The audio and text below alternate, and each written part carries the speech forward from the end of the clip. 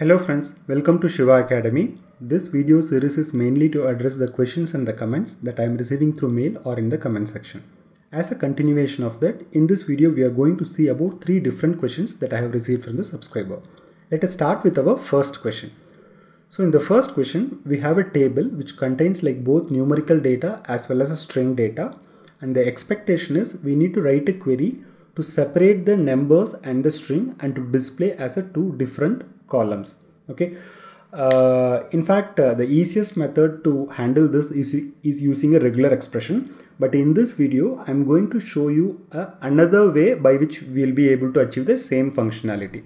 In fact, what I'm going to do is I'm going to use the cast function, and a new feature is introduced from 12.2 onwards. That feature only I'm going to use it to identify whether the given data is a number or a varchar, and this I have already explained in another video and the link is given in the description. Fine. Now let us see how to write a query to find or to separate out the data from a given table as like numerical data or a string data. Okay, so first let me just drop this table because I have already created it. Okay, now what I'm going to do, I'm just going to create a table called T with a column called C, and I'm just going to populate both numerical as well as a string data. Okay, the data are populated. Let me just query from the table. Fine. Yeah, C is the column name.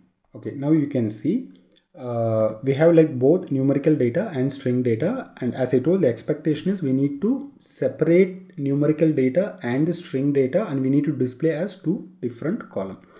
Now what I'm going to do, I'm going to use a function called cast function. Cast C as number. That means I'm trying to convert the value into a numerical data type. By default, till 12.1, if it encounters an error, it will throw an exception saying that invalid number, because when we are trying to convert like data like a character into a number, obviously it will not be able to convert and it will throw this exception saying that invalid number. But from 12.2, we can give a default value in case if Oracle is not able to convert the data. For example, we can give something like default. You can give any default number, like let me just give -999 on conversion error. So this is the additional class introduced from 12.2 onwards. Now if you see, wherever Oracle is not able to convert, it just gives you the default value as -999. So using this, you will be easily able to identify whether the data was actually a numerical data or a string data. Fine. So now what we can do, we can use this in the var condition, var equal to -999. That means wherever there is a -999, that is a string data. Let's copy the same query and let me just put var not equal to -999, so that we'll be able to get the numerical data. Now we have like both number and a string in 2 separate query. Now we can just join these 2 queries to print the numbers and the string in 2 separate columns. So now what I'm going to do, I'm going to say select. Okay, anyway, before that, I'm not interested in displaying the -999, the default value here. So let me just remove it. So the first query gives the list of string data. Second query gives the list of numbers. So along with that, I'm just using the row name. Same way I'm using the row name from second query. I'm just giving alias as R. So now I'm going to just join these 2 things together. Select star from the first query. Let me just give alias as A. I'm just using full outer join. So let me just make the second query as B on A.R equal to B.R. Now if you see, we got the list of string data and we have got the list of numerical data. Anyway, we are not interested in displaying the row name, so we can remove it. So let me just select only the column whatever is needed. So let me say B.R comma B.C and A.C. So B.C is the number data and A.C is the string data. Yeah, so now we just wrote a query which separates the numerical data and string data, and then we combined it together to display numerical data in one column and string data in another column. Fine. Now let's see the next question. So the next question is very simple. The expectation is we have one table and which contains few information, and we just need to replicate the data twice. For example, in this case, one has to be replicated 2 times. That means every row has to be replicated 2 times. That's it. So sometimes we need to just replicate twice or thrice or 4 times. So it depends on the functionality. Now let's see what are all the different ways by which we can do this. So let me just drop the table T, and I'm just creating the table T, and I'm populating 1, 2 and 3. Fine. So let's select from T. So in this case, the expectation is just to replicate twice. So the very easiest and simplest method is you just put a union all and just paste the same thing, so that you will get the same query twice. But if you want to replicate 3 or 4 times, then it won't make it efficient if you just keep putting an union all again and again. Let us see few more ways, but this is the most simplest way. So we can say order by 1, so that the same data get displayed 2 times. Let's see one more way of replicating. So now this time we are going to use the Cartesian product. So select star from T. So I'm writing one more query saying that select one from dual, union all, select one from dual. So now if you see this query, it just returns you 2 rows. I am just going to use this comma. That's it. Now this will be the Cartesian product. Now if you see 1, 2, 3 and 1, 2, 3 gets displayed. Anyway, we are not interested in displaying this. So we can just select only the C column. And of course we can put order by 1. Okay. So this is our second method.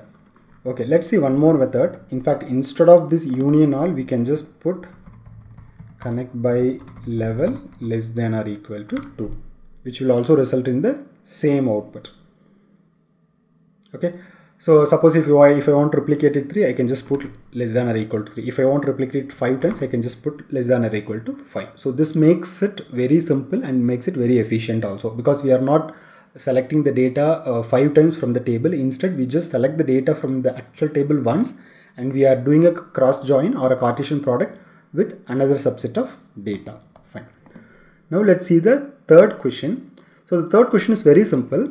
The question is, we need to write a query to select all the name that starts and end with a given letter. But the key thing here is that we should not use the like operator. First, let me show you by using a like operator. Then we'll see how to write the same functionality without using like operator. So, okay, let's see, we have a data in the employee table, and let's see there is an employee called Cedric, whose name starts with C and ends with C. Suppose if I want to find all the name starts with C and ends with C, typically we will write like this, where ename like C, I'll put a percentage against C, so that any name that starts with C and end with C will get displayed. But the expectation is we need to achieve the same functionality without using the like operator. Okay, now let's see how to write by using some other way.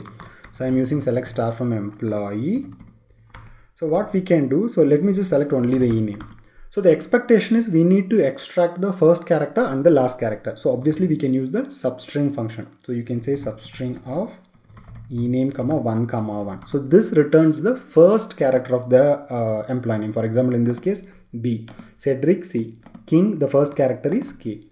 Very similar to that, we can use the substring to find the last character. Instead of +1, I'm just putting a -1 here, so that from the right side, it will just go one position back, and from there it will take the one character. Now if you see, we are taking the last character. So the first substring returns you the first character, and the next substring, whatever we have used, will give you the last character. Now that we have extracted the first character and last character, now we can use both these things in the where condition. So we can put where this equal to C, and same way we can put the next substring equal to C. So this returns the Cedric. Of course, no need to put as a 2 different where conditions. You can combine it as a single where condition also. Let me just rewrite the same query again. Let me just copy the same query, paste it here. So instead of this, what we can do, let's just concatenate both here itself. Let me remove the second part. So here I'll put C and C. Okay, instead of two where conditions, we'll just try to put everything into a single where condition.